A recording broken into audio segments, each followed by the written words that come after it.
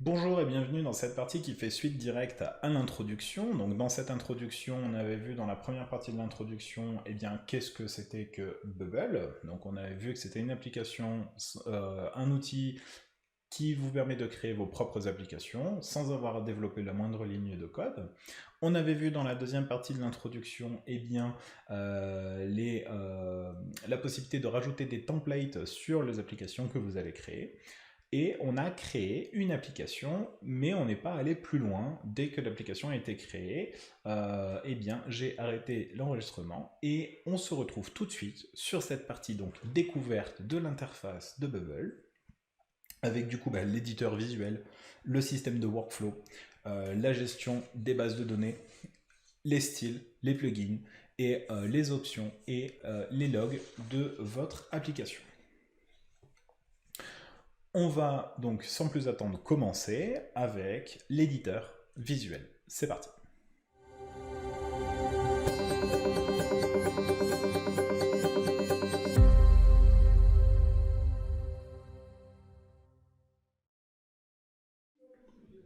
Alors, on est là, tout de suite après avoir cliqué sur Create New App à l'étape précédente.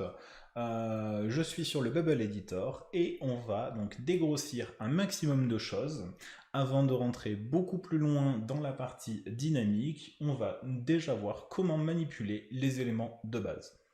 Alors, une fois qu'on a créé son application et qu'on est sur cette fenêtre, alors vous avez un petit assistant qui peut se lancer, qui peut vous expliquer un petit peu toutes les petites modifications, tous les petits ajouts que vous allez pouvoir faire sur votre Bubble Editor. Moi, je vais skipper ce petit assistant. Libre à vous de mettre en pause cette vidéo, de regarder l'assistant, de commencer un petit peu avant de revenir sur cette vidéo, ou bien de me suivre. Je verrai également pas à pas tous les éléments à personnaliser, tous les éléments à modifier. Alors, hop, donc voici l'interface complète. On a le petit volet à gauche en plus. Alors, l'interface est divisée en trois parties, enfin quatre parties si on compte le bandeau supérieur. Donc, commençons avec le bandeau supérieur. Tout en haut, on a un bandeau qui fait tout le long de la page, qui permet, alors si on reprend dans l'ordre, le petit logo Bubble qui vous permet de revenir à la page d'administration de votre compte. Attention, pas le Bubble Editor de votre application, directement sur le compte, c'est-à-dire la page où on était juste avant de créer l'application. Là où on pouvait voir le Academy, le Marketplace, les prix, etc. Ensuite, on a la possibilité ici de choisir les différentes pages. On le verra juste après, on va créer une nouvelle page qui va nous permettre, sur laquelle on va partir à zéro et qui va nous permettre de créer nos premiers éléments. On va pouvoir ici, on va avoir une liste avec les différents éléments qui composent la page sur laquelle on est. On a le petit bouton Edit qui permet, quand on a sélectionné un élément, de dire rapidement rentrer dans l'édition. On a un petit bouton d'help qui vous permet d'aller voir quelques vidéos, quelques ressources complémentaires par rapport aux éléments que vous avez sur votre page. Ici, vous avez le petit statut actuel. Donc pour l'instant, mon projet est sauvegardé. Vous allez voir, c'est relativement simple. Vous avez une sauvegarde automatique dès que vous faites la moindre modification. C'est directement pris en compte. Vous pouvez revenir en arrière, bien évidemment. Et ça n'affecte pas votre projet en ligne, votre projet live. Pour l'instant, on est dans une session de développement. On verra ça juste après. Ensuite, on a un petit paquet cadeau, en fait, c'est simplement pour vous dire, et on a mis à jour notre application, est-ce que vous voulez profiter des dernières versions, des dernières actualités? Alors, moi, pas pour le moment, on verra après comment mettre à jour son application. Simplement, voilà, vous avez ici le petit logo qui vous indique qu'il existe une mise à jour. À droite, un petit bouton très important, de toute façon vous allez le voir, il va un petit peu vous harceler. Pour l'instant, on n'a qu'une seule erreur, donc là ici c'est l'erreur, on a une seule problème. On doit arriver à zéro problème pour publier l'application. Donc vous allez voir, des fois, c'est quand on en a 25 à traiter un par un, bon bah ça peut être assez compliqué. Simplement vous cliquez dessus, ça vous ouvre une pop-up en vous disant, voilà, il y a ça, il y a un problème dans votre application.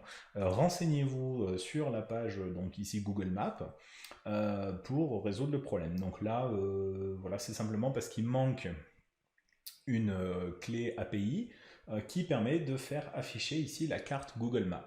Donc normalement, si je clique directement ici, hop, ça va m'ouvrir la page, donc là j'arrive dans les réglages, on verra ça après, hein, mais où je peux renseigner ici mes Google Geocode API et le Google Maps API qui permettent du coup de résoudre ce problème. On le verra par la suite. Par exemple, si on rajoute un champ et qu'on ne dit pas le nom du champ, par exemple, lui, il ne va pas le reconnaître. Il va vous dire, il y a un champ sur lequel il n'y a pas de nom, je ne sais pas qui il est. Et du coup, il va vous mettre une erreur, et quand vous cliquez dessus, il vous mettra le champ en évidence. On verra ça un petit peu plus tard. Ensuite, on a ici la possibilité d'afficher les grilles et les bordures. Alors, il me semble qu'on peut faire quelque chose, voilà, comme ceci, où on voit en fait tous les éléments avec une bordure.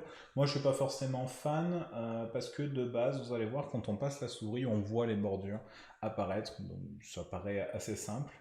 Ensuite, ici, on a, quand on sélectionne un élément, la possibilité de le déplacer. Ici, on a la flèche pour revenir en arrière. Si on est revenu en arrière trop de fois, on peut revenir en avant si jamais on n'a pas quitté la page et qu'on est revenu. On a une petite, on a une petite base de données qui vous permet donc pour chaque élément est référencé. Par exemple, si je vais voir eh bien, les data, dans les data, j'ai les data sources, et dans les data sources, voilà, j'ai différents types de data sources. Et bien ici, tout est expliqué. On verra ça un petit peu après, quand on commencera à manipuler des éléments. Ici, je vous le disais, on est actuellement sur une version en développement. On a la possibilité de passer notre version actuelle, donc la couronne version, en live, donc en publié. On verra ça beaucoup plus tard quand on aura des choses à publier. Pour l'instant, c'est en non public. On peut créer un point de sauvegarde si par exemple, voilà, aujourd'hui je vais me concentrer sur un élément précis. Je crée un point de sauvegarde, ce qui permet que si par exemple tout ce que j'ai fait ne me convient pas, de revenir à un point précis en arrière.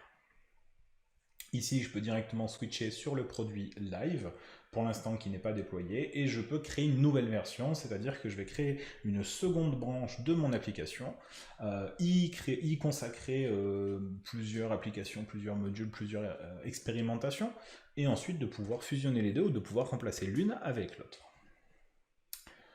Ici, on a le petit bouton qui me permet de rentrer directement en mode preview, c'est-à-dire je vais pouvoir voir concrètement les modifications qui sont apportées sur mon application. Donc là, vous voyez, on retrouve un petit peu eh bien, le visuel que l'on a ici. Voilà, en mode, voici ce que voit votre utilisateur. Je vais fermer, on reviendra dessus plus tard. Et enfin ici, on a le petit bouton qui vous permet de revenir directement voilà, sur vos applications, vos plugins, vos templates, votre compte, etc.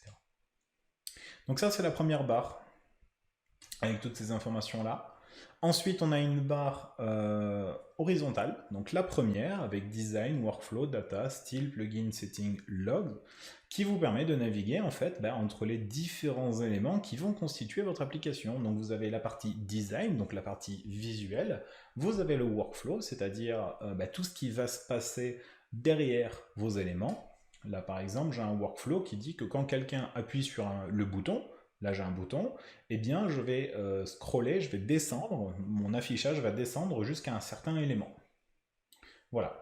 Ça, on ne le voit pas sur le visuel, mais quand quelqu'un va appuyer sur le bouton, on va descendre ici sur un élément. On verra après pour comment les créer. On a la data. La data, c'est simplement votre base de données. Pour l'instant, elle est vide. Il n'y a pas de données à l'intérieur de cette base de données. On verra après comment en rajouter. On a les styles qui vous permettent de personnaliser votre application en rajoutant vos propres couleurs, en modifiant la taille des boutons, en modifiant la taille des textes, tout ce genre de choses-là. Ici, les plugins qui vous permettent d'ajouter des fonctionnalités, d'ajouter des plugins, d'ajouter des éléments. On verra ça également par la suite. Les réglages, on va détailler les réglages dans un épisode spécial consacré aux réglages. Et enfin les logs, pareil, voilà, on verra ça par la suite. Vous aurez du coup toutes les informations en rapport avec les performances de votre application. Je reviens sur Design, parce que c'est ce qui va nous intéresser dans cette première partie éditeur visuel. Il me reste 2 colonnes. Dans mon Design, j'ai la première partie UI Builder, ici, que je peux choisir avec le responsive dont on parlera beaucoup plus tard. Ici, donc, j'ai mon UI Builder, avec la liste de l'ensemble des éléments que je peux ajouter sur ma page. Donc là, j'ai les éléments visuels que l'on va détailler juste après, j'ai des containers, j'ai des inputs, et j'ai des éléments réutilisables, pareil, que l'on détaillera un peu plus tard. Et enfin, dans ma dernière colonne, eh bien, j'ai le visuel de ma page. Simplement, je vais pouvoir sélectionner mes éléments. Par exemple, vous avez vu, quand je passe ma souris, les différents éléments se détournent. Et là, par exemple, si je passe sur le bouton, le bouton, il y a un détourage, et si je clique dessus, je sélectionne mon bouton. Pour être sûr que j'ai bien sélectionné le bouton, on peut regarder en haut ici dans l'élément sélectionné, et j'ai bien marqué bouton Get Start qui a été sélectionné. Donc je sais que c'est mon bouton qui a été sélectionné. Et là, en fait, je peux simplement cliquer et glisser mon élément. Voilà. Mon bouton, il ne me plaît pas ici, je veux le mettre un petit peu plus bas, un petit peu plus haut, un petit peu plus au milieu. Je peux tout à fait ici cliquer et glisser mon élément. On verra après sur une page totalement blanche comment ajouter des éléments. Simplement, pour l'instant, on est du coup sur du drag and drop. On prend un élément, on clique, on glisse. Voilà. On verra après, un petit peu plus tard, la partie container dans laquelle je vais vous expliquer un petit peu les histoires de groupes et de sous-groupes, comment est-ce que vous allez pouvoir mettre des éléments ensemble, et de pouvoir, par exemple, ici vous voyez, j'ai un groupe d'éléments qui fait tout ça. Si je sélectionne et que je le déplace, en fait, c'est l'intégralité de mon bloc ici qui va se déplacer. Alors des fois, ça peut être un petit peu compliqué de bien sélectionner l'élément que l'on veut déplacer, parce que des fois on pense avoir sélectionné, je sais pas moi, le texte, et en fait on a sélectionné l'intégralité du bloc. Ça peut arriver, même des fois, de cliquer à côté et en fait de déplacer un élément sans le faire exprès. Ça arrive. Heureusement, on a ici la flèche pour revenir en arrière en cas de mauvaise manipulation. Voilà un petit peu pour la présentation de cette interface. On va en fait dès à présent directement partir de zéro, partir d'une page blanche pour pas s'embrouiller avec les éléments déjà existants, surtout que la page comporte plein d'éléments différents. On va retrouver voilà, des boutons du texte, on va retrouver également des inputs que l'on verra un petit peu plus tard, on va retrouver des maps, on va retrouver des boîtes de recherche, on va retrouver également des éléments dynamiques que l'on verra après. Pour l'instant, on va partir de zéro. Pour partir de zéro, je vais vous montrer comment créer une nouvelle page. Alors, moi, je ne vous conseille pas de créer une page en partant de zéro lorsque vous allez développer votre véritable application. Le plus simple est de dupliquer une page déjà existante, de garder le modèle de cette page-là et de l'éditer. Ce qui vous permet d'avoir une cohérence entre l'ensemble de vos éléments. Là, pour l'exercice, on va vraiment partir de zéro. On va partir d'une toile blanche. Donc, on va cliquer ici sur le volet page. Et on va choisir Add New Page. Alors attention, votre élément est séparé en deux parties. On a en dessous les éléments réutilisables, c'est marqué vraiment en très léger gris. Faites attention. Et au-dessus, on a les pages. Donc ici, on a bien le bouton Add New Page. Je clique dessus, je dois donner un nom à ma page. Je vais l'appeler test. Hop. Je peux lui dire que c'est un clone d'une page existante. Moi non, je veux vraiment partir de zéro. Alors, qu'est-ce qu'il m'a fait? Hop, moi non, je veux vraiment partir de zéro, donc je ne sélectionne pas d'autres pages, et je fais créer. Là, il va réfléchir 2 petites minutes, et il me met une page totalement blanche. Et là, on est parti, on va pouvoir directement rajouter nos différents éléments. Alors, quand vous allez créer une page blanche, vous voyez, là j'ai cliqué un petit peu dans le vide ici juste à côté, et vous voyez qu'il m'a quand même sélectionné un élément, même si j'ai rien d'existant. En fait, tout simplement, c'est la page. Si je clique sur Edit, je peux voir, pardon, pas sur Edit, mais si je clique ici, je vois que j'ai une page, enfin j'ai un élément qui s'appelle test, qui en fait correspond à ma page directement. Si je double-clique, j'ai ce bandeau-là qui va s'ouvrir. Ce bandeau-là, on aura l'occasion de le détailler un petit peu plus en détail, surtout quand on va avoir une approche dynamique. Pour l'instant, ça va pas trop être l'intérêt, mais simplement, sur une page, je vais pouvoir choisir le titre de ma page. Bon, c'est très bien. Je vais pouvoir choisir une version mobile, on en reparlera plus tard. Je vais pouvoir choisir son type de contenu. Ça, on en parlera beaucoup plus tard, quand on verra un petit peu la manipulation de données, directement de sa base de données, parce que là, on a les informations de la base de données. On va pouvoir gérer les styles que l'on verra juste après. Enfin, pas juste après, dans 3 modules, dans 3 chapitres. On peut choisir sa taille. Ça va être intéressant. Là, on va pouvoir choisir la taille. Par défaut, on est sur une taille de 960 pixels de large, ce qui n'est pas bien grand. Pour une page, on peut bien évidemment aller relativement loin. On peut aller jusqu'à 1920 comme ça pour être, bon, on est sûr qu'on est sur un Full HD. On peut tout aussi bien se contenter d'un petit 1450 ou 1800, à vous de voir. Moi j'aime bien faire des pages bien larges. Je vais partir sur 1450. Ça permet d'avoir voilà, quelque chose d'assez appuyé en termes de largeur, de pouvoir s'étendre, de pouvoir mettre plein d'informations. Aujourd'hui, tous les écrans sont au minimum en Full HD, ce qui veut dire 1920 pixels de large, donc 1450, j'aurai des bordures sur les côtés, ce qui est très bien, que trop large, c'est pas bon non plus. Là, on rentre plus dans des données du Y et du X que vous aurez l'occasion de voir avec d'autres formations. Je vais me contenter de 1450, je vais fermer cette fenêtre et vous voyez ici, mon carré s'est agrandi. Voilà. Pour l'instant, on ne va rien faire d'autre, un petit peu comme réglage sur la page, on va simplement se contenter de rajouter des éléments visuels. Si vous regardez dans le volet de gauche, on voit Visual Elements, et on a des textes, des boutons, des icônes, des liens, images, Shape, du coup ce sont des formes, des alertes, ça va être du coup des petits bandeaux avec des couleurs spécifiques. On va pouvoir rajouter une vidéo, on va pouvoir rajouter du code HTML, on va pouvoir rajouter du code HTML, si par exemple j'ai besoin de rajouter une frame. On verra plus tard, si nécessaire, comment rajouter une frame. Maps, on va pouvoir ajouter des éléments qui ont été déjà construits sur Bubble, quand on a d'autres extensions par exemple. Et enfin, on a un petit bouton qui vous permet directement d'ouvrir les plugins et d'ajouter des extensions directement pour ajouter d'autres types d'éléments visuels. Alors, on va commencer simplement, on va rajouter un petit texte. Alors on clique sur le texte, voilà, vous voyez, texte est en bleu, et ma souris, vous voyez que c'est devenu une croix, et que quand je vais rentrer à l'intérieur de ma page, je vais pouvoir cliquer et rajouter en fait un élément. Là j'ai fait un simple clic, donc il a une taille qui est prédéfinie, sur laquelle je vais pouvoir venir rajouter mon texte. Alors ça, c'est uniquement si je fais un clic. Je peux également, si je recommence, je reclique sur texte, et avec ma croix, je vais sélectionner une zone, et là par contre, eh bien, mon bloc de texte va prendre la taille de la zone que j'ai sélectionnée. Donc, j'ai une taille automatique, je fais simplement cliquer, ça me fait une taille automatique, donc voilà, vous voyez, les deux sont exactement pareils, et là, si je clique et que je glisse, je vais pouvoir avoir une taille entièrement personnalisée. Je vais supprimer un petit peu ces éléments, je vais me contenter d'un seul bloc de texte qui est largement suffisant. Quand je clique dessus, alors je double-clique, d'accord? Je double-clique pour ouvrir ce petit bandeau de personnalisation. Normalement, lorsque je crée mon contenu, il s'ouvre automatiquement également. Donc, je double-clique sur mon bloc Edit Me. Donc ça, c'est le texte par défaut qu'il y a à l'intérieur pour dire, bah, ici, il y a un bloc de texte. Vous pouvez l'éditer.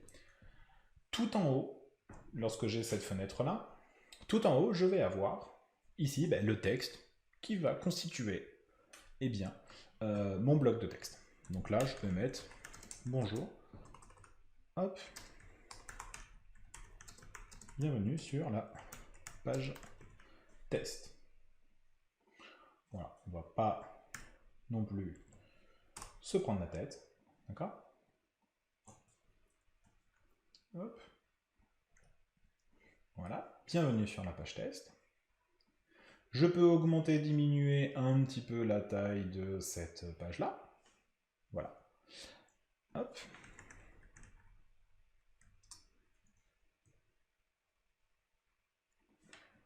Je peux également augmenter la taille de mon texte. On verra ça plus tard dans les styles, mais en fait, ici, je peux cliquer sur Remove Style et choisir un petit peu la taille de mon élément. Alors là, bon, c'est pas du tout l'intérêt, on verra plus tard la possibilité d'ajouter des styles. Je peux également rentrer sur un Rich Text Editor qui permet de rajouter, voilà, pourquoi pas de la couleur ici sur mon texte, voilà, ce qui sera visible sur ma page. Je vais rediminuer un petit peu, voilà, ça. Ensuite, je vais pouvoir ajouter, pourquoi pas, un bouton. Donc, bouton, exactement le même principe. Je clique sur mon bouton, je clique, ça m'ajoute un bouton. Si jamais je veux un bouton de taille personnalisée, je clique sur mon bouton et je glisse. Et là, j'ai un énorme bouton. Je vais me contenter du petit bouton. quand je sélectionne, que je déplace mon élément, vous avez vu, hop, lorsque je vais arriver à la même hauteur que mon texte, il va me mettre un trait bleu en disant, si tu le mets là, ton élément est parfaitement aligné. La même chose au niveau horizontal. Ici, je suis parfaitement aligné avec du coup, la bordure du dessus. Et hop, ici, la bordure du dessous. Alors, pourquoi aussi grand? Parce que n'oubliez pas que mon bloc de texte est très haut. Je peux, si je souhaite, diminuer mon bloc de texte de façon à ce qu'il fasse pile la largeur du texte et aligner mon élément de cette façon-là. Ça, on est vraiment libre de faire ce qu'on veut par rapport à ça. Moi, je vais me contenter du bouton en dessous. Mon bouton, toujours pareil, j'ai un petit texte Edit Me. Voilà, moi je peux marquer, voilà, click here. Voilà, pour indiquer aux personnes qu'elles peuvent cliquer ici. Par défaut, mon bouton, je ne vais rien toucher. Voilà. Je vais maintenant rajouter d'autres éléments. Je vais passer rapidement, c'est toujours plus ou moins le même principe. Une icône, je peux rajouter une icône. Alors là, elle est vraiment toute petite l'icône. Je ne sais même pas où elle est. Elle est là. Elle est vraiment toute petite par défaut. Donc il faut faire attention, il faut bien hop, la sélectionner en taille comme ça. On peut sélectionner une taille un petit peu carrée, c'est toujours plus sympa. Voilà. Ici, je clique et je peux choisir n'importe quelle icône. Donc on a une petite bibliothèque d'icônes déjà intégrée. Alors c'est pas la meilleure des bibliothèques, mais ça vous permet d'avoir une bonne sélection d'icônes dès le début. Ensuite, je vais pouvoir rajouter ici un lien. Donc le lien, même principe, je clique et je reclique ici. J'ai un lien, Edit Me. Et là, du coup, j'ai ouvrir un élément. Voilà. Pour ouvrir un lien. Simplement, regardez un petit peu dans ici les réglages, j'ai lien de destination. Donc j'ai deux possibilités, soit internal page, donc soit une page interne au système, soit une URL externe, où là du coup je vais envoyer ailleurs sur un autre site internet. Donc moi je vais l'envoyer, je sais pas, chez Académie Numérique. Voilà. Donc je prends la page d'accueil ou la page qui m'intéresse. Je copie l'URL de la page. Je peux fermer cette page du coup et coller ici dans la destination mon URL. Alors pourquoi il n'a pas voulu? Voilà. Et là on colle l'URL. Voilà. Non. D'accord.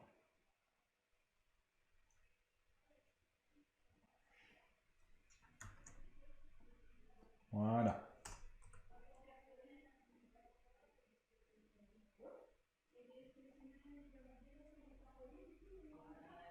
Ah oui, voilà, pardon.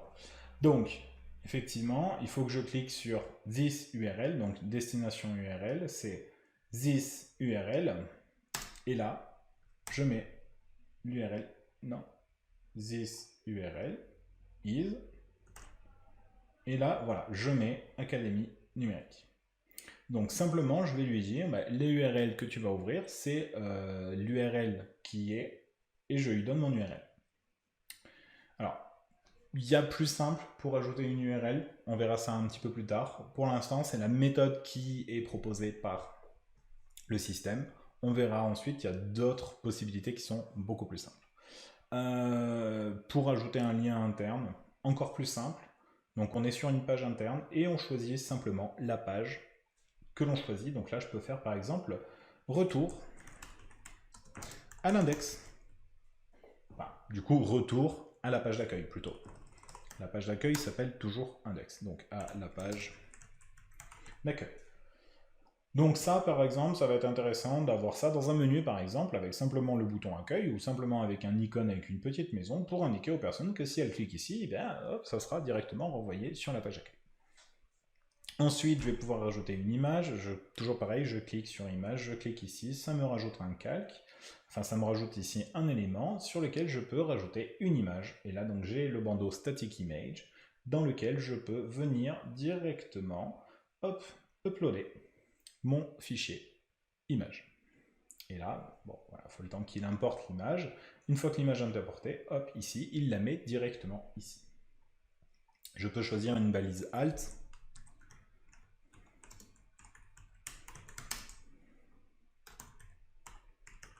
qui permet d'optimiser son référencement. Voilà. Donc, mon background ici.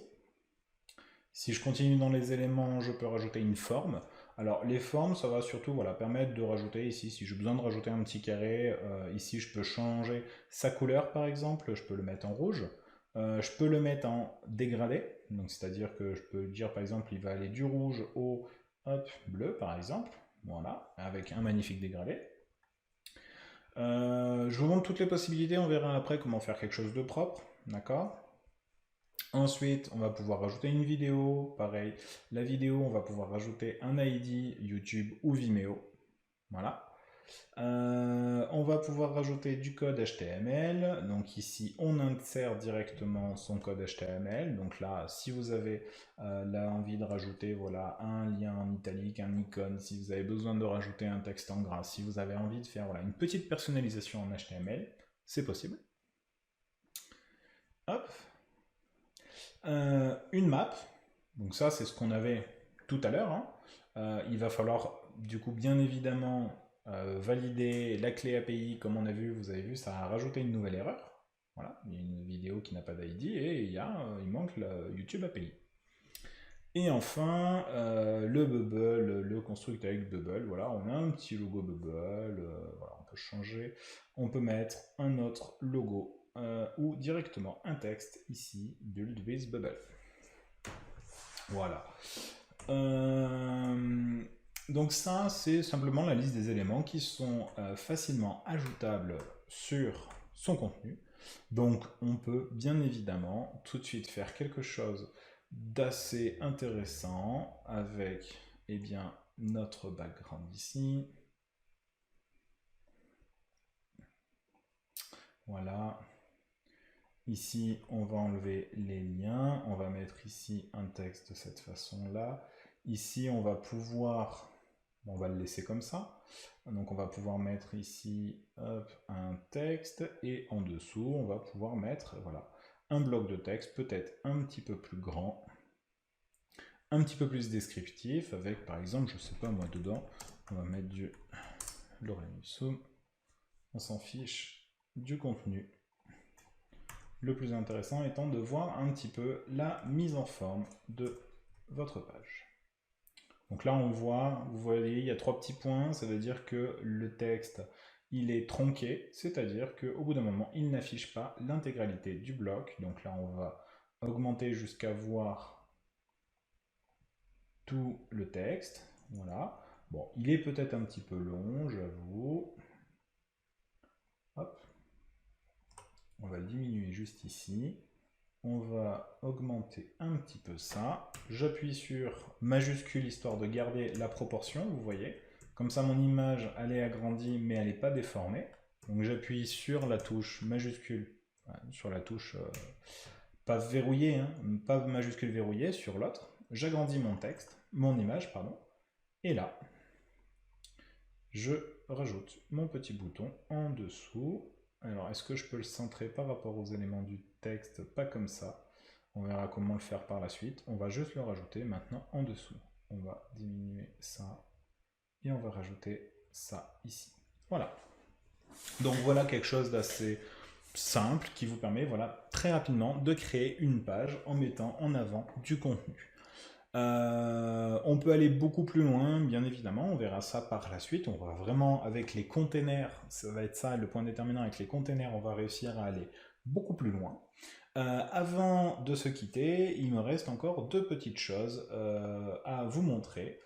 Vous avez la possibilité, je vais vous montrer ça avec un icône, par exemple, ici. Je vais rajouter des icônes.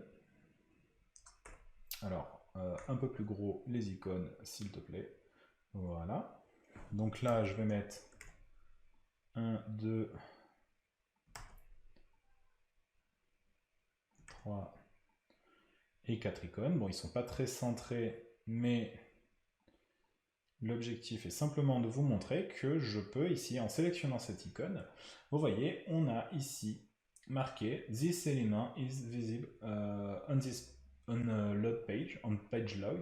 Donc simplement, l'élément sera visible dès le chargement de la page. Donc je peux ici décider de le cacher. Voilà, vous comprendrez après pourquoi je peux cacher mes éléments. Ce qui fait que si maintenant je veux aller faire une petite preview de ma page, ici je vais pouvoir cliquer sur preview et il va me charger ma page test. Et vous voyez, donc je retrouve bien mon image, je retrouve bien mon petit bouton. Pour l'instant, il ne se passe rien sur mon bouton. Ici, je suis censé avoir 4 icônes de totalement cachées. Vous verrez après, en utilisant les workflows, qu'on va pouvoir les afficher. Mon texte, et voilà. J'ai créé le squelette de ma page. Maintenant, ce que j'aimerais bien, c'est que eh bien, quand je clique sur mon bouton, je le sois envoyé sur une autre page. Que lorsque ma page va être chargée et que je suis connecté par exemple, d'avoir les logos qui s'affichent. Donc ça va être dans la deuxième partie consacrée au workflow. Donc je vous retrouve tout de suite pour cette partie dédiée au workflow et on continuera avec les bases de données ainsi que les styles pour boucler un petit peu la côté création visuelle.